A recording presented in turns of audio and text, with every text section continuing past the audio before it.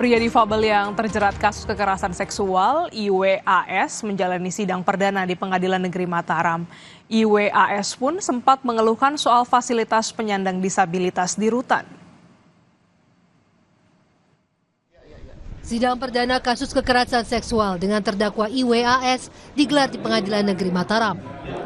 Sidang berakhir tanpa pembacaan eksepsi atau pembelaan dari terdakwa maupun kuasa hukumnya. Pihak terdakwa ingin langsung menunjukkan pembuktian dalam sidang berikutnya. Dalam kesempatan ini, IWAS pun sempat mengeluhkan soal fasilitas bagi penyandang disabilitas yang sebelumnya dijanjikan ada di dalam rutan. Saya akan mengungkapkan sebuah kebenaran yang diberitakan bahwa sebuah ada pendampingan di LP ada yang disebut dengan fasilitas disabilitas. Saya menyebutkan langsung atas nama KDD untuk memenuhi hak-hak saya yang harus dipenuhi. Dalam persidangan, terdakwa juga meminta pengalihan penahanan dari rutan menjadi tahanan rumah atau tahanan kota. Namun menurut juru bicara Pengadilan Negeri Mataram, hal ini masih akan menunggu keputusan majelis hakim terlebih dahulu. Permohonan pengalihan adalah hak dari terdakwa. Disampaikan melalui penasihat hukum, apakah nanti dikabulkan atau tidak, itu kembali kepada majelis hakimnya. Pertimbangannya bagaimana? Begitu ya? Menurut yang bersangkutan, menurut terdakwa merasa tidak nyaman dengan kondisi rutan dan butuh pendampingan.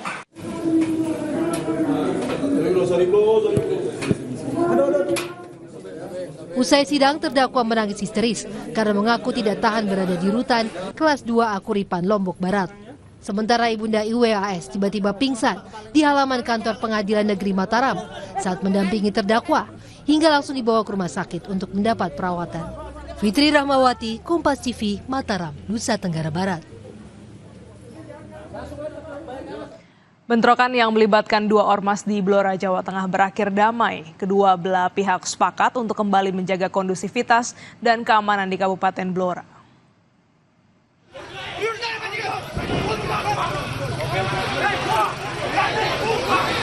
Polres Blora menangkap 19 orang terduga pelaku bentrok antar ormas yang terjadi pada Selasa sore 14 Januari. Menurut polisi, bentrokan terjadi akibat perselisihan Ormas Pemuda Pancasila dengan Gerakan Rakyat Indonesia Bersatu. Dalam bentrokan di dua tempat, yakni di Kecamatan Kunduran dan Perempatan Karangjati Blora, 12 orang dari kedua ormas menjadi korban hingga harus dibawa ke rumah sakit. Saat ini ada terduga pelaku 19 kami amankan. Terdiri dari BP berapa, GRIP berapa? Nanti aja, masih dalam pemeriksaan. Korbannya warga mana dan?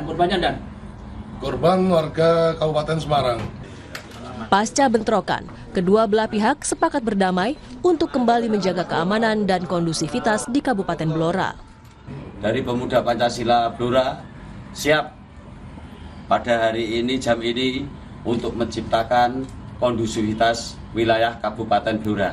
Saya terima, kita bekerja sama yang baik, kita jangan lupakan kejadian yang kemarin, kita ciptakan Blora ini sejuk, indah, damai. Siap ya Mbak Mun? Perjanjian damai antar Ormas Pemuda Pancasila dengan Gerakan Rakyat Indonesia Bersatu disaksikan Bupati dan Forkopimda Kabupaten Blora. Mega Nanda, Kompas TV Blora, Jawa Tengah.